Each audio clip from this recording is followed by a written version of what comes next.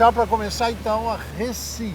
Meu nome é Aliás, Reci qual o Ellen. significado, Reci Ellen? Não, meu nome é Reci Ellen Raíza E Casaroto. o que é As minhas Reci Ellen? irmãs é pior ainda, o nome delas é Por que Dábila pior? e Arbi. O que é pior? Dábila e Arbi.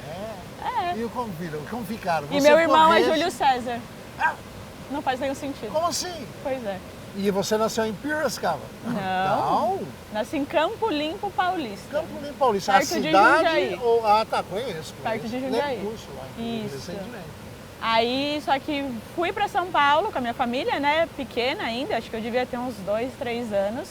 Tenho poucas memórias de Campo Limpo e cresci em São Paulo, até que fui para São Carlos em 2013.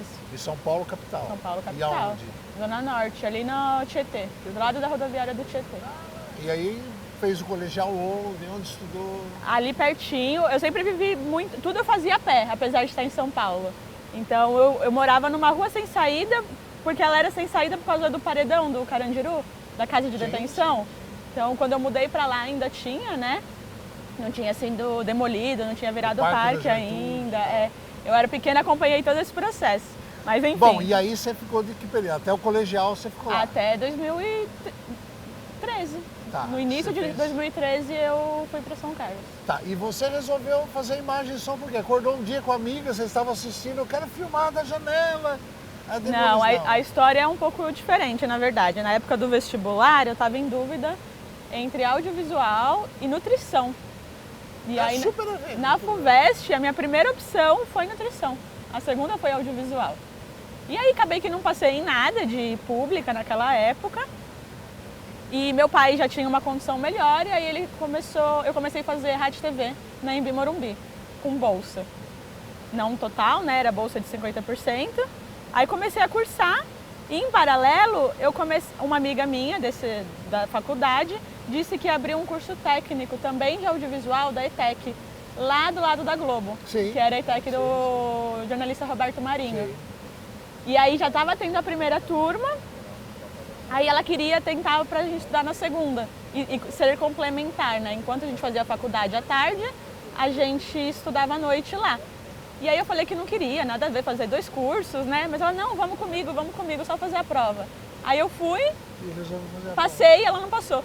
E aí é o seguinte, então, nessa coisa, porque aí você foi trabalhar numa produtora lá, Isso. que é do Igor. Isso. E fez um filme, inclusive, Sérgio Martins. Isso. Como é que é essa passagem, então, de uma caixa de um restaurante para... Fui fazer o curso, mudei de cidade, como eu já tinha essa experiência anterior de cursar o início da faculdade de rádio e TV e desse curso técnico, eu já tinha me identificado com a área de produção. Então já era uma coisa que eu gostava. E aí, chegando na Imagem e Som, comecei a fazer assistência para os TCCs, sempre na área de produção. E aí eu lembro, como se fosse hoje, eu abri o notebook e eu vi a vaga de estágio em produção da OZ, que é a produtora do Igor. Só que era para o último ano, 7º e 8º semestre, eu estava no 3º ainda, naquele momento. E eu falei, é a vaga perfeita, São Carlos já não tem tantas oportunidades tão específicas assim, né, para estágio, vou colocar. Apliquei, fui chamada, era todo um processo seletivo, bem certinho, organizado em etapas, dinâmica de grupo. E fui passando, cheguei na última etapa e ganhei o Igor na conversa. E aí fui escolhida. E voltou. Sim. Agora diz uma coisa, nessa relação, você acabou, além de ter essa expectativa de fazer imagem e som, de fazer filme, de produzir filme, mas você teve um outro olhar executivo nessa questão, né? Sim. Como é que é isso para você? A questão da produção, eu entrei como estagiária de produção, mais a parte comercial. Então era atendendo demandas de clientes. E aí fiquei um tempo no estágio, depois eu saí, dei uma pausa porque eu fui fazer o intercâmbio. Quando eu retomei, eu estava na EPTV de São Carlos. E aí o Igor estava fazendo campanha política e eu estava como responsável de receber o material das campanhas. O Igor, vendo que eu voltei, ele me convidou para retomar, mas ainda como assistente de produção da parte comercial. Então eu fiquei mais de um ano nessa função já efetivada. E a pessoa que ficava na produção executiva saiu. Ela recebeu uma oportunidade de doutorado em outro país, ela foi e foi muito meio que de última hora, correndo, não tinha ninguém para ocupar a vaga. E aí então eu me disponibilizei para tapar esse buraco enquanto o Igor procurava alguém para ocupar a vaga dela. Porque mesmo trabalhando juntas ali na mesma produtora, no mesmo espaço físico, a demanda do comercial era muito alta. Não sobrava tempo para eu olhar a parte executiva, aprender com ela que estava lá desenvolvendo esse outro departamento, né, de produções próprias. E aí eu me ofereci para tapar esse buraco, trabalhei com a parte comercial e a parte cultural, que é a executiva, até que o Igor não achou ninguém para ocupar a vaga. E aí eu falei, olha pra mim, tô aqui. Aí ele ficou meio assim, ressabiado, porque realmente eu não tinha experiência. Mas aí no final ele topou. Bom, e aí, por exemplo, cuidar dessa parte executiva, né? Tentando agregar a questão da finança, sempre assim, é visto, ou eu suponho, porque na área de outra área, na área de teatro, na área de dança, que é onde mais atua, sempre visto como uma área secundária.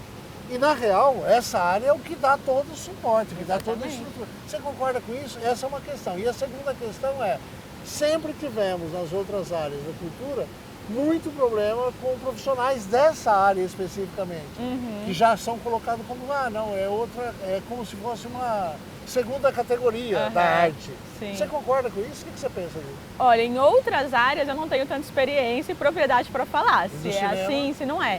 Mas no audiovisual é fundamental, porque é realmente quem estrutura.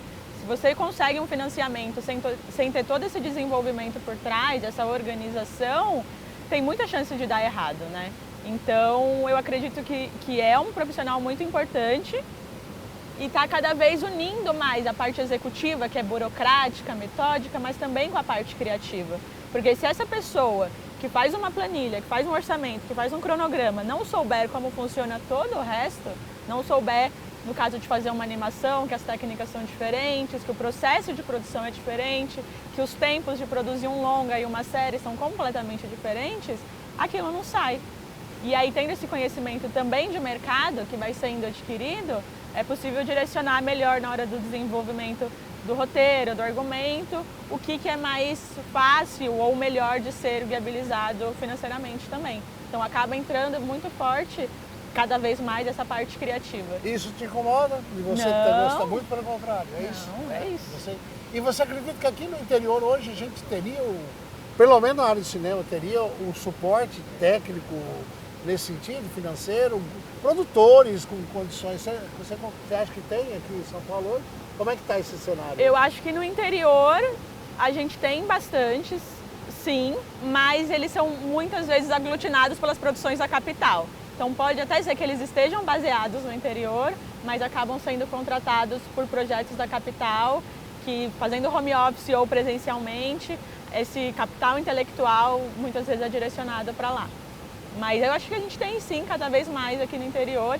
E com a questão do home office, da pandemia, que normalizou um pouco mais o trabalho à distância, as pessoas estão ficando nas suas cidades ou saindo de São Paulo e voltando, né, para as cidades de origem, que é menos caótico que São Paulo. E essa história de ninguém larga a mão de ninguém, você acredita que não está largando mesmo. As pessoas estão trocando, outras produtoras, de outras... Eu vi que, por exemplo, você e a Bruna, não sei se vocês conhecem muito tempo, mas vocês têm uma... Pela fala dela e pela sua prosa aqui, eu percebo que vocês têm uma ligação muito forte. E você não estudou, você não cresceu com ela? Não, eu conheci a Bruna no ICINE, através do ICINE, que é o Fórum de Produtores Profissionais de Audiovisual do interior e do litoral do estado. Porque o que você comentou, de ninguém solta a mão de ninguém, eu acho que é muito real no audiovisual como um todo. Claro que existem exceções, né? Mas eu acho que é muito colaborativo, que as pessoas realmente se ajudam. A gente tem agora editais abertos do PROAC e da PNAB e não é uma competição. Vamos se fortalecer, vamos ajudar, vamos compartilhar informação. E a Bruna tem esse perfil e eu também. Então, quando a gente conversa, tem essa sinergia de troca, né? De colaboração.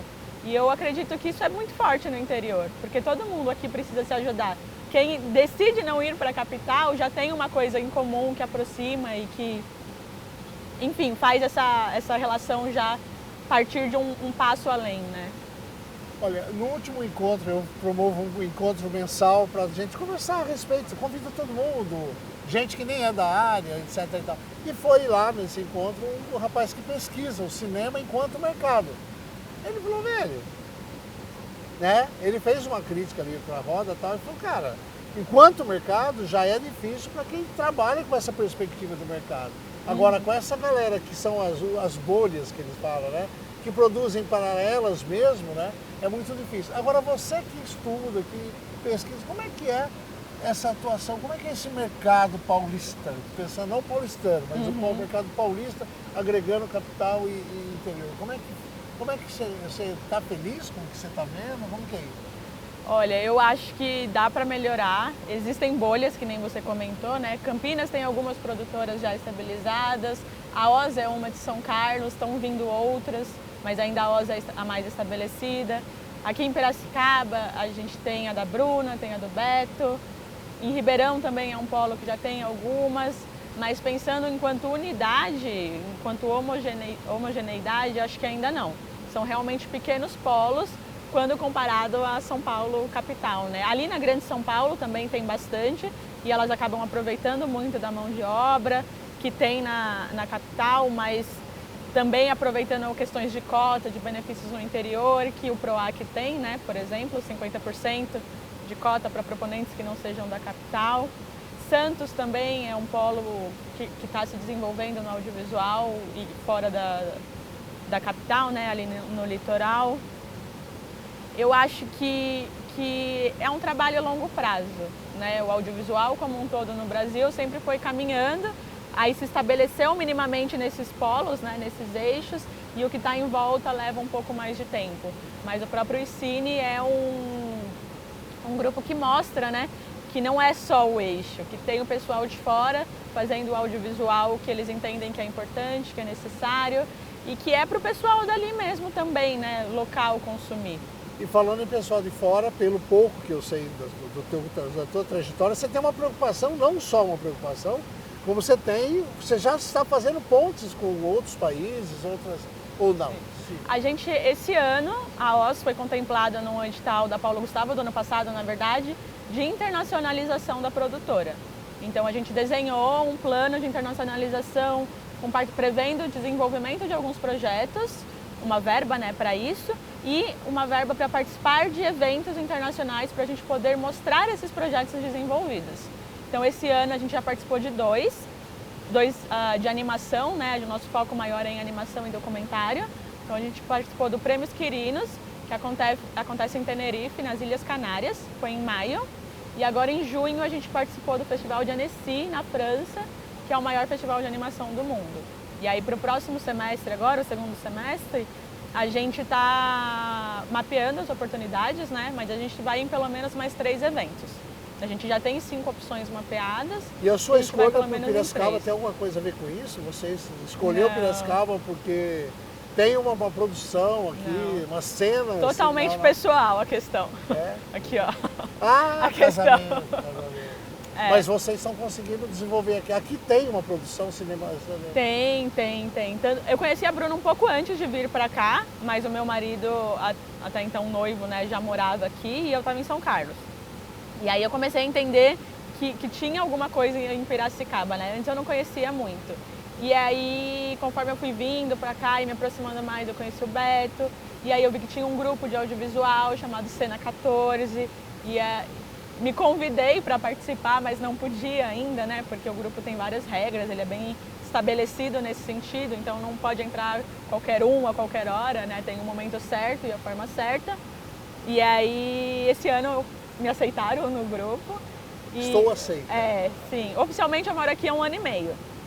E aí no começo do ano eu entrei no grupo e a gente vem desenvolvendo ações dentro do Cena 14 para fortalecer o audiovisual aqui de Piracicaba e da região, né? E não só na parte de formação, então a gente tem parceria com o SESC e oferece oficinas toda quinta-feira no SESC relacionadas a temáticas de audiovisual. A gente agora, essa semana, amanhã inclusive, começa a Semana do Audiovisual de Piracicaba. Foi uma conquista do Cena 14, é a primeira vez que vai ter, e aí entrou como projeto de lei e todo ano vai ter essa Semana do Audiovisual que a gente vai ser responsável por tocar. A gente vai participar das oitivas para os editais agora da PNAB de Piracicaba. Então é um grupo que vem atuando já desde antes de eu estar aqui, começou antes da pandemia, na verdade, e está agregando cada vez mais profissionais do audiovisual da região. Nesse sentido, você tem uma perspectiva, você tem um olhar animado para que essa integração, para que esse dinheiro da agroindústria chegue no mercado cinematográfico? Como é que você vê isso? Eu tenho conflitos. Tem. Tenho conflitos. E quais são esses? Porque, por exemplo, a gente estava com um projeto pela OZ de fazer um documentário de uma cavalgada que ia atravessar o Cone Sul da América do Sul. Então, eram 3 cavaleiros, né, que iriam sair do Rio de Janeiro a cavalo e cruzar e chegar até Valparaíso, no Chile. E aí a gente queria fazer esse documentário, de acompanhar essa jornada, a gente escreveu o projeto para o PROAC, para o PROAC CMS, né, captação. A gente tinha um contato bom do interior ali de Dourados, que conhecia muita gente importante, que poderia entrar via empresa. Dourado, Mato Grosso? Não, ou Dourado aqui? Dourado aqui, ali perto de São Carlos mesmo. Fazenda do seu... Isso. Bela Vista, né? Aí eu lembro que a gente estava em uma gravação que não tinha nada a ver com isso, e o Igor foi atender um telefonema, era esse contato, né? Falando que tinha conseguido um super patrocinador e que se ele realmente tivesse interesse, ele ia conseguir bancar o projeto inteiro. E aí o Igor, tipo, ai, que legal, quem, né? E eu lá só acompanhando as expressões dele. De repente ele fechou o rosto. Era uma pessoa super polêmica, de origem duvidosa, que eu não sei se eu posso falar aqui, mas é meu. Você. E aí na hora, porque não é o tipo de pessoa que fala e comunica coisas que a gente acredita. Então, estar associado a ele e à marca dele, por mais que ele pudesse bancar o projeto inteiro, se ele estalasse o dedo, pra gente não fazia sentido. Então, e esse é um exemplo, e aí trazer dinheiro do agronegócio, se a gente sabe que é uma empresa que talvez não tenha um cuidado ambiental ou que de alguma forma prejudique o meio ambiente, as pessoas ali da região que ela atua, pra gente não faz sentido.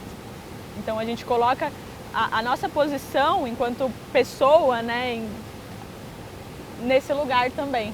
Então traz conflitos, porque a gente quer muito produzir, os projetos são muito legais, a gente acha que tem muito potencial, alcançaria muitas pessoas, mas não a qualquer custo. E aí esse seria um ponto para a gente analisar com calma, entender melhor quem é essa empresa, de onde veio esse dinheiro, se é um dinheiro limpo. Bom, e já que você está cozinhando aí toda a sopa, como é que são os profissionais, por exemplo, iluminador, como é que é a formação desses profissionais que está no entorno dessa por exemplo, dessa construção? O que é, por exemplo, quando se fala do profissional de cinema, parece que só existe o cineasta. Só o diretor. Só o diretor. O diretor no máximo o produtor. Como é que está a formação do iluminador? Como é que está isso? Está tendo alguma coisa nesse sentido? A gente tem um ponto positivo, pensando em Oz, porque a Oz está em São Carlos, e São Carlos tem um curso de imagem e som de uma universidade federal. Então o que mais tem ali é demanda de, ainda em formação, claro, né, mais de profissionais de audiovisual que estão doidos para atuar e ter primeiras oportunidades em várias áreas. Então ali é um celeiro muito fértil, né, desses profissionais. Aqui em Piracicaba também era, ou é, porque a gente também tinha o curso de cinema da Unimep aqui, mas o curso fechou recentemente. Então talvez a gente passe a sentir falta desses profissionais mais próximos aqui em Piracicaba nos próximos meses, anos, né? Já que essa demanda foi cessada e ainda não tem previsão de ter um novo curso tão robusto assim como era, né? Mas o que eu conheço de cursos, de oportunidades agora é muita coisa online. E eu tenho minhas dúvidas se o online forma uma parte técnica adequada, porque você precisa ter experiência, mão na massa, pegar a câmera, apertar o botão, né? E tem tido cada vez mais oportunidades em São Paulo também. Eu sei que você citou iluminação, tem um curso do Senai ou do Senac, se eu não me engano, na capital de iluminação, que é um ano e meio, só falando de iluminação, de técnica, de material, de segurança. Então é super específico e faz muito sentido para a área. A mesma coisa de colorista, de próprio diretor de fotografia, né?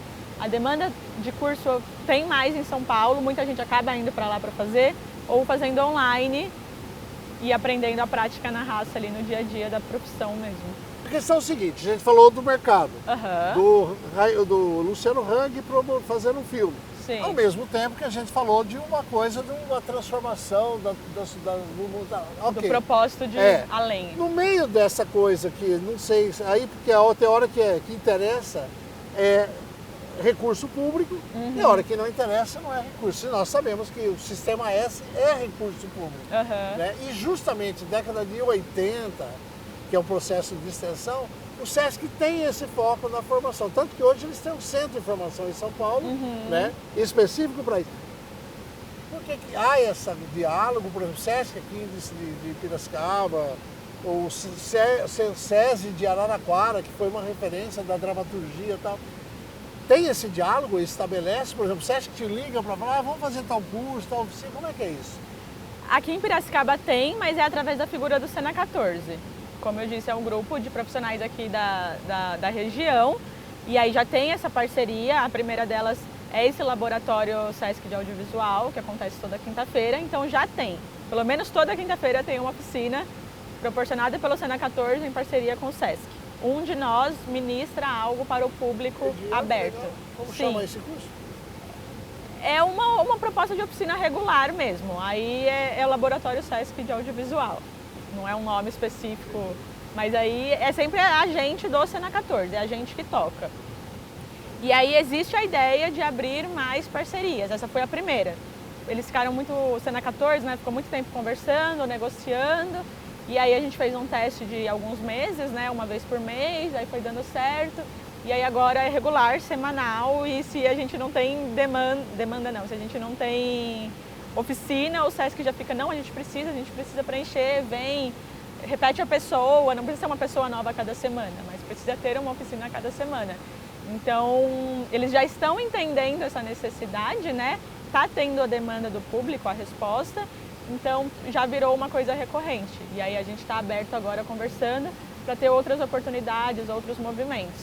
E aí a gente tem conseguido, via legislação, né, a questão da Semana Municipal do Audiovisual, que agora vai ser anual, né, todo ano, na mesma data, vai ter a semana, já é um próximo passo para a gente oferecer oficinas do SESC dentro da semana. Então, ir ampliando isso. Conforme tiver datas específicas, datas festivas, também ampliar a participação. Então, E aí no jogo dessas relações, o cozimento, vem a questão que o Gui levantou, que é o conflito interno entre a ética e a estética. Como é que você lida com isso? Profissionalmente, inclusive. Em relação à ética, eu acho que o produtor executivo é a chave, né? De determinar as relações, de organizar até a parte de autorizações, de contrato, de saber até onde você pode ir com cada pessoa. A gente está agora lá na OZ numa gestão de crise de um problema que a gente pode chamar de ético, né? Mas no sentido de autorização de imagem. A gente começou a produzir um conteúdo baseado em um ok de WhatsApp da pessoa e ela nunca assinou a autorização. E aí agora ela não quer mais. E a gente já investiu milhares de reais nesse conteúdo. Envolve canal, envolve outras coisas. Tem um advogado aqui. E a gente está nessa gestão de crise e acaba sendo uma coisa ética, né? Erramos. Não vamos mais fazer coisas baseadas em mensagens se não tiver formalizado, assinado de uma forma juridicamente válida, por exemplo. No sentido de produzir conteúdos, né? Para quem que a gente quer produzir, quem vai assistir isso, a gente traz o nosso ponto de vista, né? Como a gente foca mais em animação e documentário, então temáticas, no caso de documentário, mais sociais, ambientais, uma pegada mais de revisão de pontos que não são tão claros na história. A gente fez um documentário, por exemplo, já de temática ambiental, né? Que a gente quis mostrar vários territórios diferentes para não parecer romantizado. Então a gente filmou numa ecovila rural, com certeza. A galera lá mais classe média alta, que tem o dinheiro para construir aquilo, sim. Mas a gente também falou na temática ambiental na periferia. Como o jovem periférico de uma grande cidade encara isso? Porque apesar da questão ser a mesma, né? Propostas, como aplicar propostas ambientais no seu dia a dia, o ponto de onde cada um parte é muito diferente. Então a gente queria mostrar essa questão do meio ambiente para vários públicos diferentes e que eles pudessem se identificar naquela história mesmo assim. No caso da animação, a gente faz muita animação para conteúdo infantil, então para crianças mesmo. E aí quando a gente vai pensar um projeto para uma criança, a gente pensa que história a gente gostaria de ter visto quando a gente era criança? Que história a gente gostaria que os nossos filhos, nossos sobrinhos vissem agora? Faz sentido que eles assistem? Ou a gente gostaria de fazer uma produção de animação infantil diferente do que está posta hoje? Então a gente se baseia muito nisso para decidir os nossos projetos. E nesse caso da ecologia, que eu acompanhei um pouco mais próximo até, acho que era Eco, né? O Eco em Mim. O Eco em Mim. Eco em Mim. Como que você avalia o resultado disso? Como é que foi a sua avaliação em relação a esse resultado? Por exemplo, houve essa sintonia, por exemplo, desse grupo que não dialogava com aquele grupo, deu algum momento, deu como que é? O match? Foi um processo que a gente se organizou para gravar presencialmente, mas aí teve uma pandemia no meio. E a gente tinha um recurso público, né, de edital público, e o edital não prolongou o prazo para se adequar ao lockdown. E foi realmente na época do lockdown, não tinha vacina, ninguém saía de casa, tudo 100% fechado. O que a gente conseguiu fazer foi atrasar alguns meses, mandar uma câmera para cada pessoa, cada personagem, e os próprios personagens se filmaram. Então a gente não conseguiu estabelecer uma proximidade da equipe com essas pessoas para poder trazer essas pessoas para cada personagem com outro personagem. O que a gente fez foi promover algumas videochamadas entre eles, e a gente junto, para essa conversa, facilitações. A gente teve uma consultoria de sustentabilidade no audiovisual, então ela promoveu rodas de conversa com os participantes e a equipe. E foi ali que essas relações se estabeleceram. Mas foi interessante porque criou-se um vínculo. Então o pessoal começou a se seguir nas redes sociais. Eu via que duas personagens frequentemente interagiam nas redes. Uma delas morava em Ubatuba e a outra morava em Araraquara. Quando foi para Ubatuba, ficou na casa dela. Então começou a criar uma relação, sim. Mas aí alguns outros personagens eram mais distantes. Uma era de Florianópolis, então tinha limitação ali física mesmo, né, de territorial. E aí outras não tinham tanto acesso à internet, como a Dona Zita, que é do assentamento, já é uma senhora, não tem tanta facilidade com questões digitais e tecnológicas, né? Então para ela foi um pouco mais difícil. A gente tinha que literalmente, quando o filme estreou, buscá-la lá no assentamento e levá-la para São Carlos, na cidade, para poder assistir o filme na estreia, né? Passou no Sesc, passou no Novo Lab, lá em São Carlos. E aí foi nesses momentos que a gente conseguiu integrá-la mais ao projeto mesmo. E você que está lidando exatamente com essas duas questões, está tranquila, nessa questão ética e estética, está tranquila, você está... Sim, vivendo e aprendendo, né? Foi uma grande lição esse da autorização. Como que você agora avalia, por exemplo, uma guria que sai lá de São Paulo, de um restaurante, de uma coisa, vem para o interior, tem toda... E hoje vocês estão fazendo um debate em torno da questão do cinema, da produção cinematográfica, né? Que você pode falar que é São Paulo, mas vocês estão discutindo a produção cinematográfica. Como é que está essa produção cinematográfica? Eu acho que ela está cada vez maior, cada vez mais pulsante. O ICINE vem ganhando relevância estadual, né, a nível estadual, então virou uma das entidades representativas do audiovisual no estado, que vai até a Secretaria de Cultura Estadual para conversar, para falar de audiovisual, para fazer reunião, para colocar suas pautas, para reivindicar quando a gente entende que não está sendo atendido. Então, do ano passado para cá, o ICINE ganhou muita projeção, o interior ganhou muita projeção. Isso tem incomodado algumas pessoas da capital, a questão da cota. Muita gente lá é contra, fala que não tem audiovisual, que não precisa. Imagina 50% do interior, se 80% das produtoras estão aqui, não faz sentido. Mas como a gente tem poucas oportunidades de fomento, de financiamento, né? O pouco que tem, a galera quer pegar para si a todo custo. E aí acaba sendo uma briga, cada ano, lutar pelas conquistas já estabelecidas, né? Elas estão por um fio no caso do audiovisual, com certeza. Como que é aquela história? Não sei o que é pouco, meu pirão primeiro, né? Farinha pouca, meu pirão primeiro. Eu estou numa entidade de animação, de produtoras de animação nacional, né, do Brasil inteiro, mas tem muita gente de São Paulo. E do interior de São Paulo tem só eu. E aí eles ficam reivindicando o maior espaço da animação em relação à ficção e documentário dentro dos editais, para ter mais espaço, para entender as especificidades da animação. E muita gente dessa associação foi contra as cotas do interior. E aí começou a elencar vários argumentos que eu falei, esse não é o argumento que o pessoal da ficção dá pra gente quando o assunto é animação? Ou seja, estão devolvendo para nós aquilo que a gente está cobrando dele. Exatamente. Aí o pessoal dá uma assustada, dá não sei o quê. Mas está mais tranquilo, as pessoas já têm dados, por exemplo, eu me lembro do Ministério quando começou a construir os editais, a gente não tinha dado. Por exemplo, falar do IPEA, quando se propunha conversar com o IPEA para fazer levantamentos, para levantamento de dados, que nem esse rapaz que apareceu na roda e disse, ó, gente, cinema não dá lucro. É uma coisa muito complicada, porque são faixas, e aí pronto, o rapaz quase saiu linchado de lá, né? Mas enfim, vocês acham que vocês estão conseguindo esses dados hoje? Vocês têm esse material? Eu acho que sim, os dados existem, tem cada vez existindo mais mapeamentos, né, específicos, nichados, mas esses dados estão surgindo. Só que mais que os dados, né, para além disso, é a questão da política pública.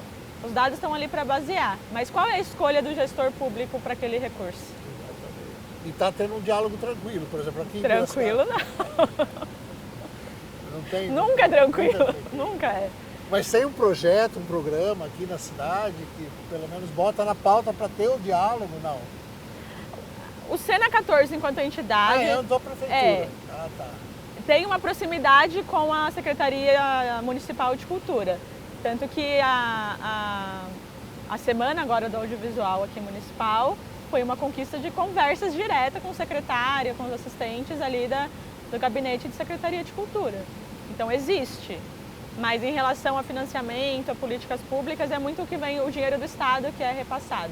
Um investimento direto municipal na cultura, como eu cheguei há pouco tempo, eu não sei se existe. O que eu Isso peguei, eu posso te afirmar qualquer cidade. mas eu não sei se é para o audiovisual ou se é para as outras artes. Ele é um recurso, é um fundo municipal de cultura que tem em todos os lugares. Sim. O porém é que é o seguinte, quem é que vai pegar o dinheiro, aí que é uma outra questão.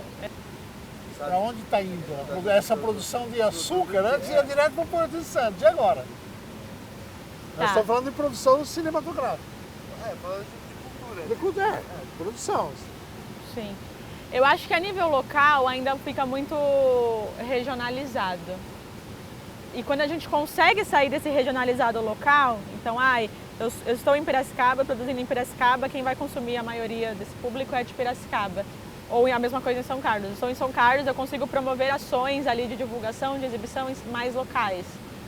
Para além disso, que é o próprio trabalho braçal da pessoa conseguir a oportunidade de fazer o material dela ser visto, eu acho que acaba indo muito para o eixo, né, para São Paulo.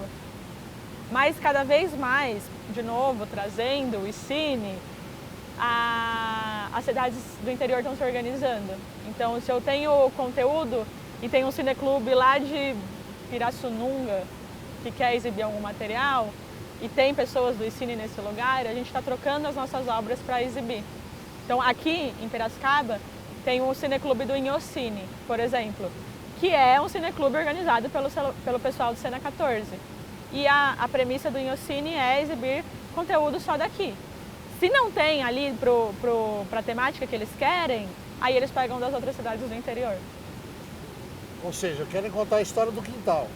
Primeiro, porque já chega muita coisa de São Paulo. Assim como no Brasil chega muita coisa internacional, no interior já chega muita coisa da capital. Então, eu acho que os esforços maiores é para a gente exibir o nosso aqui. E aí, num segundo momento, exibir o nosso em São Paulo, que é o eixo mais próximo. Eu gosto muito de produzir conteúdo infantil de animação, mais que a parte documentário, por exemplo. E é o que eu comentei antes. O que faz eu ter interesse num projeto quando chega para mim é justamente o público-alvo dele. É quem poderia ter contato com ele. É o que brilha meu olho. Eu saber que aquele conteúdo eu gostaria de ter assistido. Ou saber que aquele conteúdo, minha sobrinha, que hoje tem 8 anos, vai poder assistir e vai aprender alguma coisa, vai se entreter de uma forma positiva. A gente passou por uma experiência que para mim foi muito marcante. A gente foi gravar um documentário lá no Distrito Federal, num bairro periférico do Distrito Federal, e era numa escola pública. Sol Nascente. Oi? Era Sol Nascente? Não, Sementes da Educação, segunda temporada. E era numa escola pública, num bairro periférico do Distrito Federal, E a gente estava gravando a entrevista com uma aluna ali, devia ter uns 6, 7 anos. Aí eu falei, o que você gosta de assistir na TV? Ali conversando, né? Antes para ela se soltar, não ficar receosa com a câmera. E aí ela começou a falar vários desenhos que passavam na TV Brasil. Porque lá o Distrito Federal é muito forte, né? Ainda tem a faixa da TV Brasil animada. Em São Paulo, não tem mais faixa infantil, se não for canal de TV fechada, né? E aí, entre os desenhos que ela falou, tava um que a gente produziu. E lá, a gente foi descobrindo que lá é muito forte a animação que a gente produziu. E a gente não tinha noção disso. Aí, na hora que ela falou Mítica, que é o nome da animação, eu tipo, como assim? Você conhece? Ela, sim, eu assisto na TV. E eu comecei a perguntar para as outras crianças da faixa ali da idade dela e ela conhecia. E ela falava que gostava e que ela conheceu os personagens, né? Porque a cada episódio a gente mostrava um personagem brasileiro real.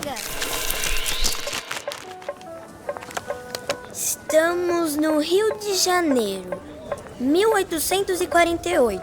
Quanta gente estranha. Com essa roupa, ainda mais esse calor. Ué, mas cadê a Chiquinha? Acho que vamos ter que procurar.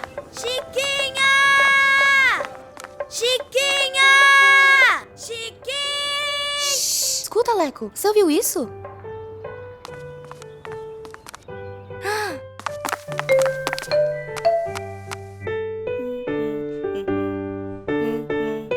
Perfeito, Francisca.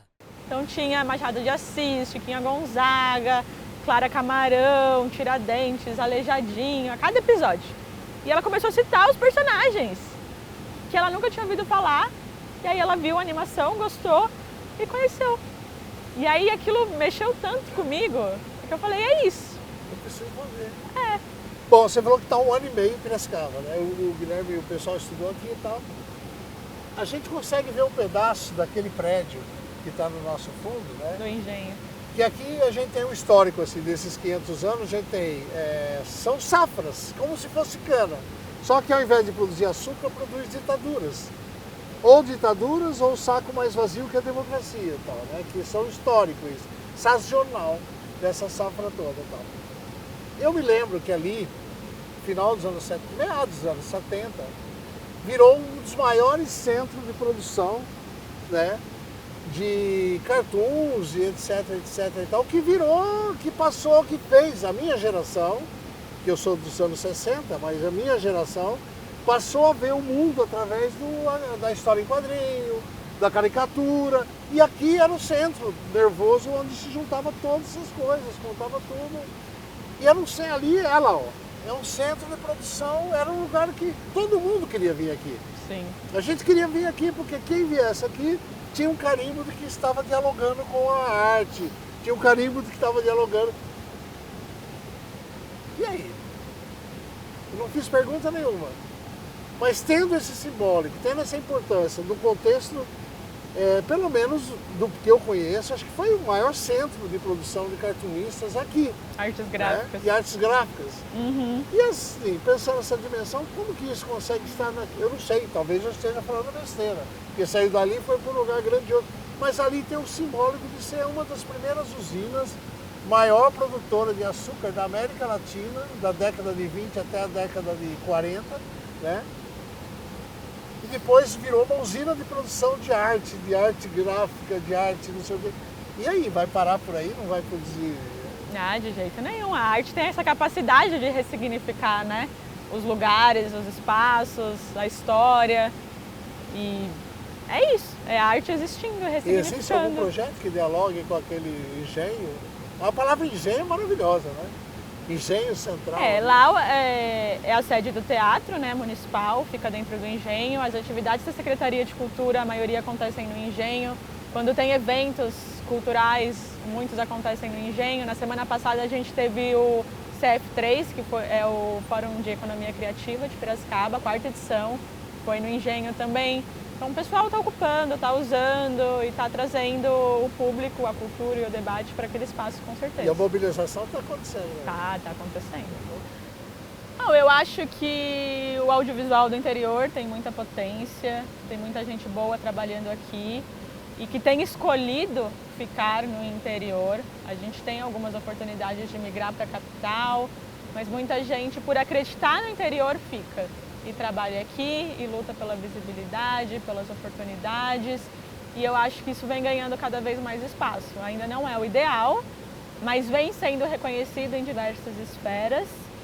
E é um trabalho que ainda está começando, né? A gente pensa, 4, 5 anos do pessoal se organizando no interior, pode parecer pouco, mas é um início que a gente já conseguiu alcançar muita coisa e eu acho que tem muito espaço ainda para a gente conseguir. E aí aquela pergunta de você para o futuro ser uma ótima profissional dessa área, é isso, né? Com certeza. A gente quer fazer coprodução internacional no interior. A gente não quer passar por São Paulo para fazer uma coprodução internacional. A gente quer dialogar com o mundo. A gente quer ir direto. A gente quer ir direto. Então, os nossos objetivos maiores, assim, enquanto profissional, enquanto produtora, empresa, é isso. É falar com o mundo, com o nosso propósito, né? Sem deixar isso de lado, dialogando direto com o mundo. Um dos maiores profissionais que eu tenho um respeito muito grande por ele, e aparentemente a gente, é justamente Igor Amorim. É um cara que botou a cara, apanhou pra caraca, entendeu? Inclusive de mim, sabe? Porque era uma coisa assim, como assim? Não conversar com o mercado, não sei o quê, blá, blá, blá. E ele foi, tomou a frente. E eu tenho, ele tem por mim também, eu sei que tem. Mas como eu sou o outro lado da pauta, por mais que eu não tenha sido, já me colocaram num lugar que, né, de revolucionário, de não sei o quê, que é besteira, super, né? E aí ficava essa coisa, mas eu tenho um respeito muito grande pelo Igor, sério, e trabalhei para vocês, inclusive. Legal. Pelo Taturana, né? Pelo o Marco, eu esqueci o nome dele agora, a marca. É daí que eu conhecia você. Eu olhei a sua cara e falei, eu conheço ele, mas eu não lembro da onde. Eu participei de algumas reuniões de vocês. Você participou das reuniões online. Como que é o nome dele, querido? O Rodrigo Dias? Dias. O Dias, sim. Dias, isso mesmo. Querida, como diz o filme, eu terminei com ela com o filme com o Anthony Hopkins, né? Nunca te vi, sempre te amei. Obrigado pelo trabalho. Obrigada. Agora ali, realmente. Você vê como que você vê essa mudança do cinema, esse recurso, que aliás acho que nunca teve tanto recurso para o audiovisual. Gustavo agora. E aí, como é que é isso? Inédito, né? Assim, pra gente que é realizador, principalmente